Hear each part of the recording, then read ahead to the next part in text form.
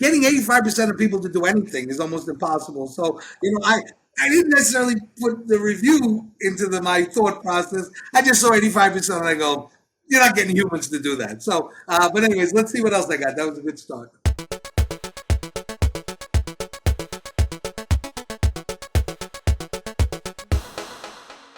Welcome to Experience Points, presented by our friends at Avtex, who transform customer experience through CX design and orchestration. On Experience Points, contestants earn points by answering customer experience questions and share their insight on how to make your interactions remarkable. Those points turn into dollars for the charity of their choosing.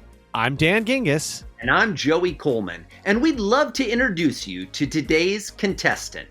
He coaches some of the top CEOs and entrepreneurs around the world on how to use comedy in the workplace, including Shark Tank's Kevin Harrington.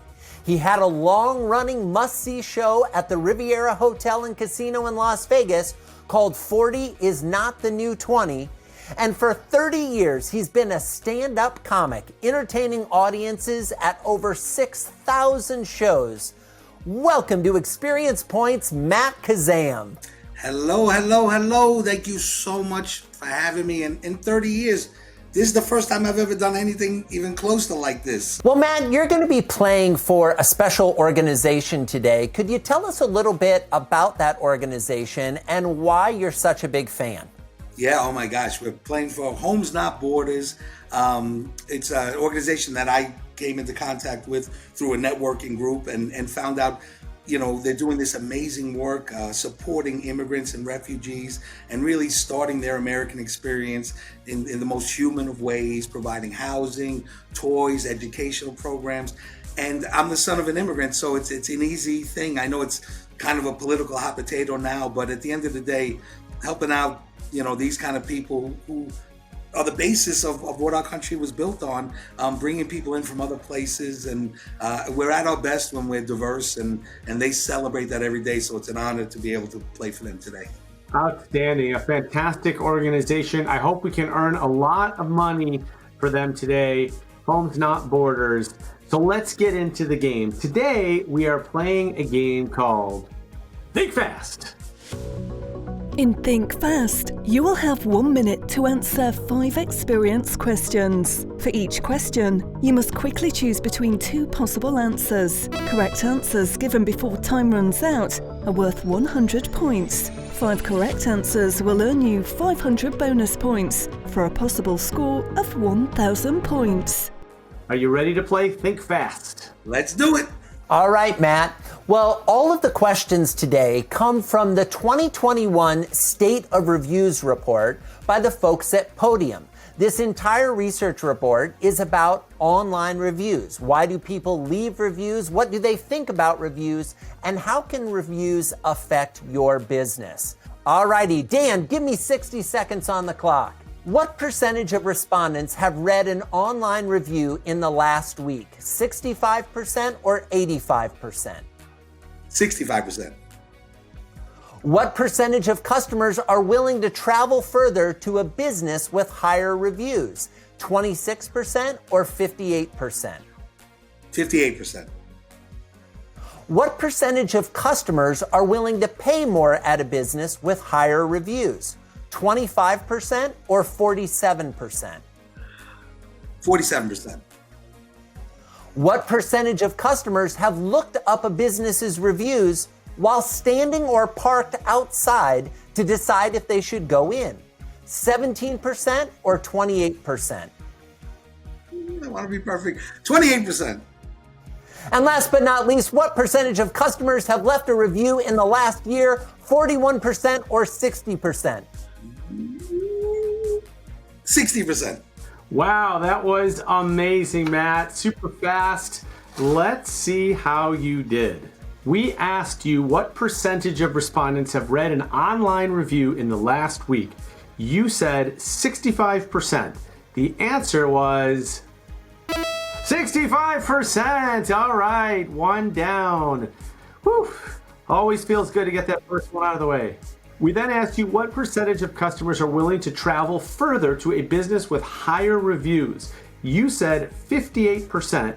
The answer is 58%. Great job, Matt. You are 2 for 2. Let's keep the streak going. Joey asked you, what percentage of customers are willing to pay more at a business with higher reviews? You said 47%. The answer is 47%. The man is 3 for 3, ladies and gentlemen. Very exciting. All right, let's go to question number 4. What percentage of customers have looked up a business's reviews while standing or parked outside to decide if they should go in? This was personally my favorite question. I just think this is incredible. You said 28%. The answer is 28%. More than a quarter of people have looked up a review while sitting in the parking lot. All right. Drum roll, please. We're going for the 5th and final question. Man, I hope you're perfect, Matt. We asked what percentage of customers have left a review in the last year. You said 60%. Let's show them the right answer. It's 60%, Matt. You got a perfect score. That is outstanding. Woo! Playing for charity is tougher. Like, you don't want to lose to charity, you know? A lot of pressure, right? Much tougher. Yeah, so Matt, I wanted to ask you, how do you personally respond to reviews? And I don't necessarily mean actually going in and typing out a review. I mean, how do you use reviews, positive, negative, neutral, whatever they are, to better yourself or to better your show? Do you read them or do you just look at the scores? And then if you do, what do you do with that information? Yeah, for marketing, when somebody shares the experience they had, where they came, that's where I found out. Grandma, mom, and the daughter, or grandpa, dad, or this, or it's Las Vegas and you brought a bachelor party to my show. I never even thought about marketing to bachelor parties because, I figured Vegas, they got a lot more options. That might be a little bit more fun than me. But it became this thing because, it is a community type show, and it doesn't matter who you are. It was built by design because we get half of our people from international. So I don't care if you're even American. I want everybody to be able to enjoy the show.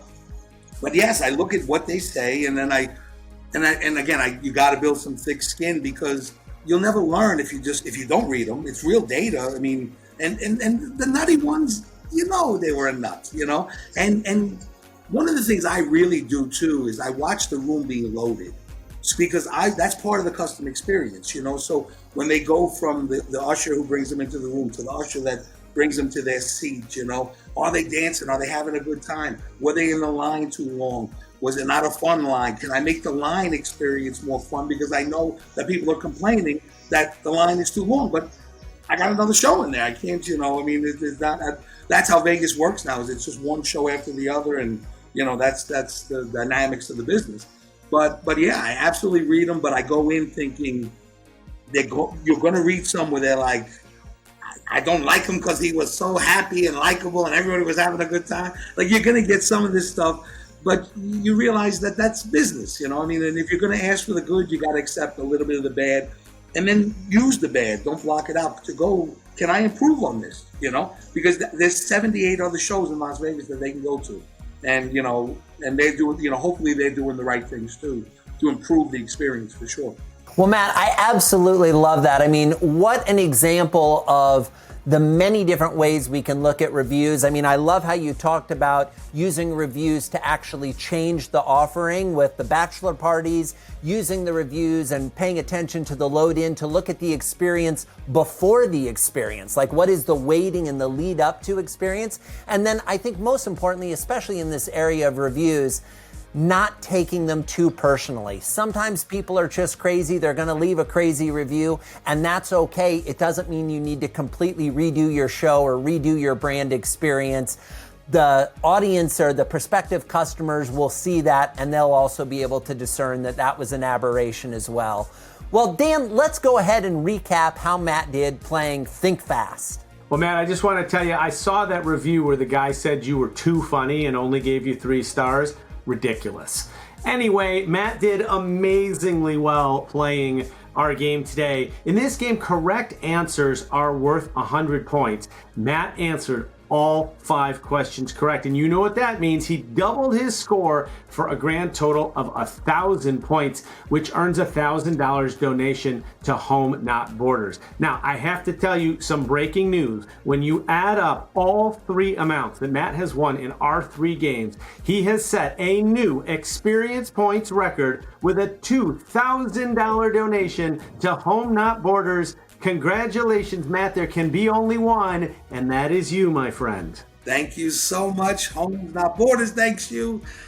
Just made my day, and I know you made theirs too. And, keep doing this, guys. This was fun. You're really onto something here for sure. That concludes this episode of Experience Points. Check out more games with Matt and our other celebrity contestants at experiencepointsgame.com.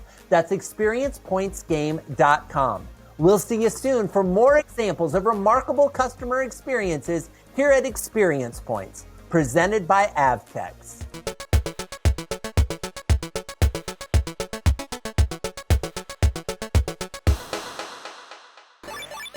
That's where that back-end data really does come in handy, right? And he talked about it in terms of changing your offering or changing the experience based on the qualitative data that you do get from reviews, because that is powerful, right? People are telling you not only what's wrong, but oftentimes they'll tell you directly what they would prefer, right? And then you can use that and then litmus test it against the rest of the customer base to see if that's true or not, and evolve along with your customers, because your customers are always evolving based on the last best experience, right?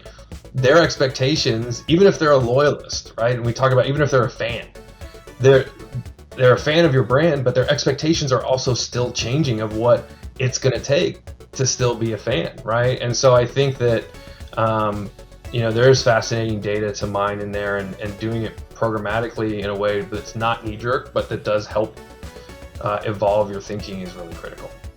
Well, and in addition, and I think this is particularly true, there's many brands that have people that are dedicated, they're trained, they're equipped to respond to reviews and to engage with customers and do it in a way that promotes the brand voice. And I think that's important. Don't just react defensively, and so there's a whole, for lack of a better way to put it, training that I think goes into that's extremely important for organizations to understand, because it's easy to be defensive. It's harder to accept that criticism, fix it in an earnest, genuine, authentic way, and then move on and correct it.